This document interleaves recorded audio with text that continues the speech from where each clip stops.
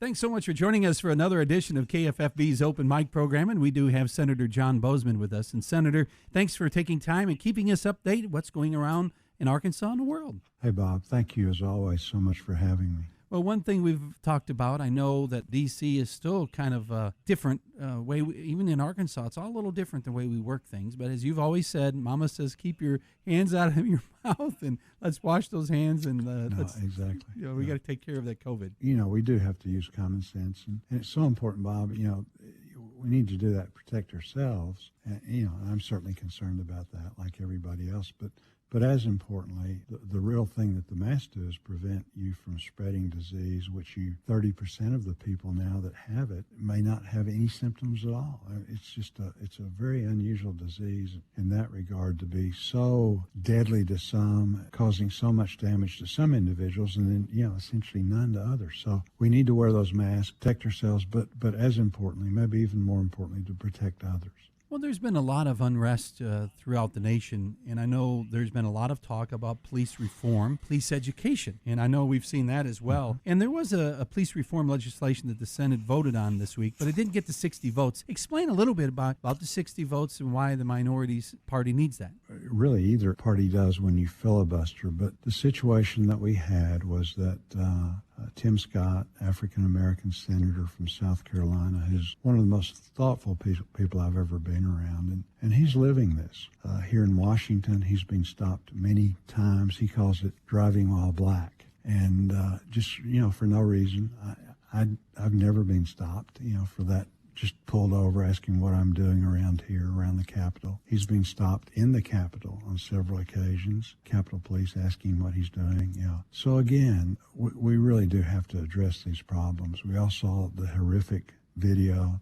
I consider myself kind of a tough guy, but when you watch that, it is truly horrific. So we got work to do. I think we all agree with that. So Tim, talking to police chiefs, talking to other senators, members of Congress, put together a really good package. And so we voted to try and get it on the floor. You have to vote. When you bring things to the floor, you actually have to vote to be able to do that. The Democrats filibustered that, so it required 60 votes in order to advance it. And none of them voted for it, so it wouldn't advance. And their argument was, well, we don't like it. It doesn't go far enough. And when you respond to that, basically, if you don't like it, let's put it on the floor and amend it, which they would have had the opportunity to do, to amend it all they want. Let's take votes. Let's decide. Does it need to be tougher? In some areas, does it need to be weaker? But that's the legislative process. And then after you do those amendments, if you're still not happy with it, then you can filibuster it and make it such that you vote to not get off the bill and it never becomes law. So the idea of just blocking the discussion, you almost wonder, sadly, if you want to make this such that this is an issue more than, going into the election as opposed to getting the result. It's really serious. I would really encourage you, Bob, if you haven't seen it, if listeners haven't seen it, Tim Scott, after the vote, did a 20-minute thing, and you can just Google, Tim Scott speech. He did it's probably the best speech that I've ever heard. I've been around here for a while, around some great orators, but both the substance and the delivery, talking about how important this is and that we not politicize it, that we actually get a result. And it's a great opportunity, for the country to come together with meaningful reform. Our policemen do such a tremendous job. These are the guys that they get out, they make a traffic stop, but they don't know if the person is going to pull a gun out, shoot them or whatever. They're the ones that when there is danger, they're running to it, while the rest of us are running away. So they have a very, very difficult job, and the good news is almost all of them do a great job protecting public safety. You got some bad people there, you got bad people everywhere. We need to weed those out, and that's really what this type of legislation is all about. Well, I'll make sure Tim Scott's speech is on our website with this open mic, so we'll make sure that's done on our website. Great. Too, so we'll do that. Yeah, that'll make great. it. They can do that. That's not me, but our people can do that for sure. No, I understand, but I really do think it's worth listening to, and he just challenges us to do better and how important it is, and we can do that. but we do have to come together in order to get it done. Well, we also need to talk about something that came up was the statues. I know that you and I have met many times, and you've shared the different statues over the years, that each state gets 2 statues in the Capitol. But now we've got 2 statues, and I thought it'd be a good time to bring that up. That is actually voted on by the state, not the federal government. Each state gets to put what they want up there. Explain how that works. Well, they do. There's a movement now to get rid of Confederate statues. I think when you look at it, I think about 80 senators served, and again, don't hold me to exactly numbers, but high 70s, around 80 senators were actually Confederate soldiers. There was also about 80 senators that were actually Union soldiers. And so there's a lot of things in the Capitol and this and that, but the statues, those honor 2 individuals that come from the state. The criteria is that you got to be, famous enough and well thought of that the state wants to put you there, through a vote of their legislature, however they handle it, and you have to be dead. Oh, that's a so, that's a little different. Being dead, that's yeah, you have to be dead. But Arkansas has 2 statues. We recently just changed ours. Not too long. We had 2 statues that I believe both of them had served in the Confederacy and gone on to be people that were of note in the state in order to have that honor. And so we replaced those with Daisy Bates, certainly very famous as a result of her work in the civil rights movement, and then Johnny Cash, another favorite son of Arkansas. And so the state legislature debated that. That's who they came up with. And so they're in the process now of going through. Those will be replaced with the people that we have here now. So that's how it needs to be handled. That's what the intent is. That's what the law is. And so, we're a nation of laws. We need to respect that. And we need to respect the fact that states can do these things. And the good news is, I think that we really have an opportunity now to just, in the case of Arkansas, it wasn't a Confederate thing. It was just looking, who's lived here, fairly recently in the state, that it's time to honor somebody new. And so, I think we can always look at opportunities like that to honor people that have been of a little bit more recent origin. There's, those are good things. It needs to be done in an orderly way, not through mobs and all this other stuff that we're experiencing right now. When you break people's property, that is not a protest, that is a mob. That is a mob, and certainly the mob, many times is very indiscriminate as to whose property they are breaking. And so sadly, many times that is minority owners themselves or people in areas that really provide goods and services to minorities. And what you don't want to do, this is a great opportunity for the nation, to really decide, we need to do a better job of policing and things like that in some areas. And how do we do that? And I think through education and this and that and even changing the legal structure a little bit, we can do that. What you don't want is through this mob anarchy that, you've got the peaceful protesters are out there doing a great job exhibiting their freedom of speech. And then you've got this other bunch that are anarchists that just want to tear up stuff. And so what we don't want to do is this thoughtful questioning, how can we do better? We don't want to change that subject away because of the level of violence and just lawlessness that we see, where you just say, hey, we just need to control this. So it's not a good situation. And things have settled down now, and that's, I think we're all glad for that. Hopefully, who knows what, the next nights will occur. But again, we don't want to lose sight of the real mission of making meaningful change. But you can do that when you have these others that are there that don't care anything about that. They just want to cause trouble. Well, last week, President Trump unveiled the president's roadmap to empowering veterans and the end of national tragedy of suicide. And you're championed by you. I know you are tapped into the nonprofit veteran-serving organizations so the VA can support the programs that work by providing them with grants. And one thing I just need to mention, I've heard so many positive things for the VA from veterans that 10 years ago, you didn't hear these type stories. And that is something I really give credit to you and the team for bringing that out and making it better. And I even believe that's the president's. He was very much for the veterans as well. Yeah, very much so. And we're going to significantly increase the by about 12% this year with veterans health care. We did that last year. In the last 10 years, veterans health care, I believe, has gone up about 75%. In the last 10 years, the money that we've spent on veteran suicide is about 4 times what it was. So we're really spending lots of money on veteran suicide. The problem, though, is we look at the numbers. About 22 veterans a day were committing suicide 10 years ago. Now the number is the same. And so we've got to get better metrics. We've got to understand which programs are working, which programs are not working. We need to give additional dollars to the programs that are. The others we need to back off. And so that's really what we're trying to do. And then also, it's really interesting, Bob, of the 20 people that commit suicide, probably only about 6 have any relationship to the VA. So you got 14 others, aren't in the VA system. How do you reach them? And so what we're trying to do is make it such that we look at programs that are out in the community, particularly in rural areas and things where you're underserved. Look at these great programs that really are impacting.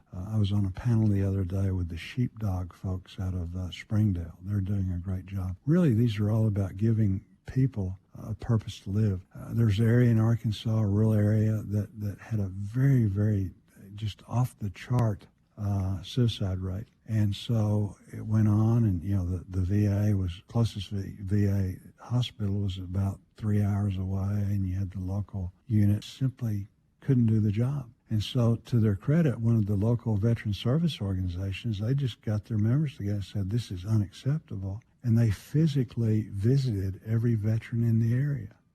And as a result, and just said, how can we help? What are you having problems with?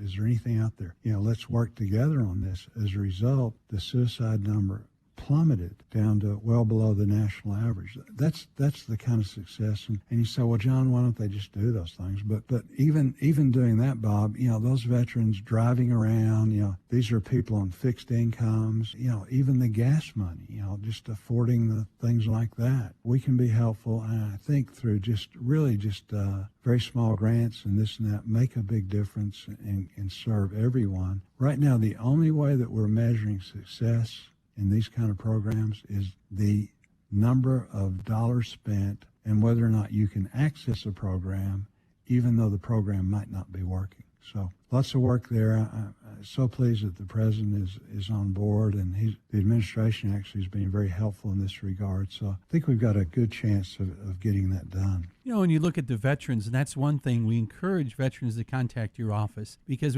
I say that, and it's so heartbreaking when you find a veteran that has served that do not utilize the veteran service because they think it's a welfare program. And we've got to keep pounding that every time we talk about veterans because it is very important. No, it's so important. And my dad did 20 some odd years in the Air Force. And so I've been around, I grew up, in a military family and then again, just my dad with his buddies through the years. What we have to remember is that these are not give me programs. These are earned benefits. And so, it's certainly not a welfare program. It's the promise, the benefit was part of the pay system. We have to try and get all the veterans that we can included. And the good news is, as you mentioned, Bob, I'm really proud of our 2 veterans hospitals in Arkansas, and they work very, very hard. And then also our clinics, that are spread out all over the state, the ancillary clinics that take care of the day-to-day stuff. And then the other thing that we've done with VA healthcare now, Bob, is we said, well, if you live a certain distance away, or if the VA can't get you in on a timely basis, then you can actually see a provider in the community. And that's been very successful and is working well. And so, as you said earlier, things really have improved dramatically in the last 10, 15 years. And there's something else you're getting together with Senator Tester, introducing the Forgotten Vietnam Veterans Act. What is that going on with that? This is really interesting. The Department of Defense, they recognize Vietnam War era as November 1st, 1955 to May 15th, 1975. So that's what, if you served, in theater, then you're a Vietnam veteran. Okay, according to the DOD. Well, the Veterans Administration, they got a different date. So instead of November 1st, 1955 as the start, they've got February 28th, 1961. And you had a lot of advisors and people, you didn't have the big buildup during those, but you had a lot of people over in the Vietnam area actually fighting at that time. So VA says it's February 28th to 1961 to May 7th, 1975. Again, Department of Defense recognizes a longer period. But what we're trying to do is make those veterans that served prior to that 1961 cutoff with the veterans, push that back to November 1955. So you'll have a lot of veterans now, not like during those other periods, but you'll have a significant amount of veterans that will actually be able to get the benefits of being Vietnam War veterans, according to the VA.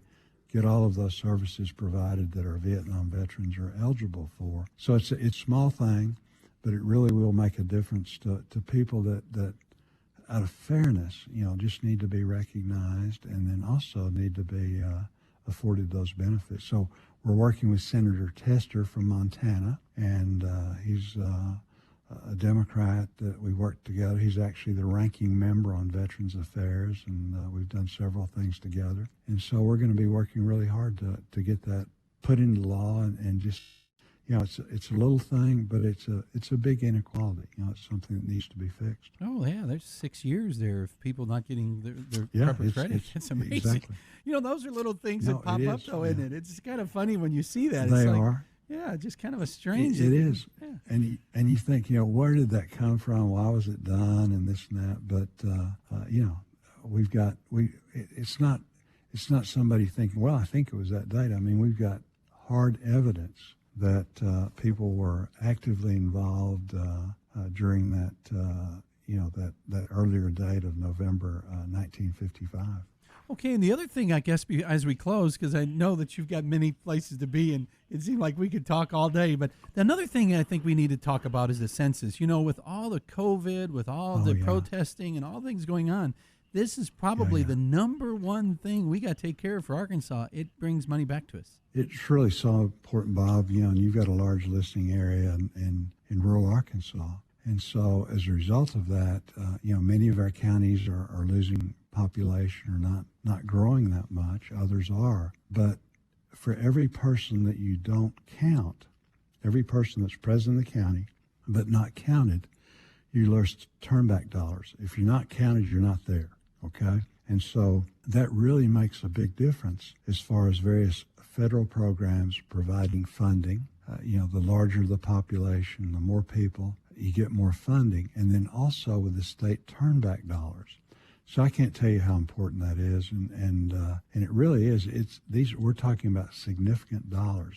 So I just encourage your listeners to encourage their neighbors, themselves, to be sure and do that. And it's really important for the area that you live in. It's really important for the state. And so anything, and certainly if we need anything we can do to be of help, we're really out preaching that, because it will make a huge difference as far as the federal dollars. We want our share.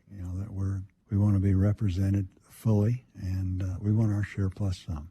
Well, another thing, we got Independence Weekend coming up, and that's a big time around Arkansas. Greers Ferry Lake, we host the fireworks show for both Heber Springs and Fairfield Bay. Yeah, Fairfield Bay on the 3rd, Heber Springs on the 4th. I think we have Greers Ferry on the 4th, and also Batesville on the 4th. A lot of fireworks.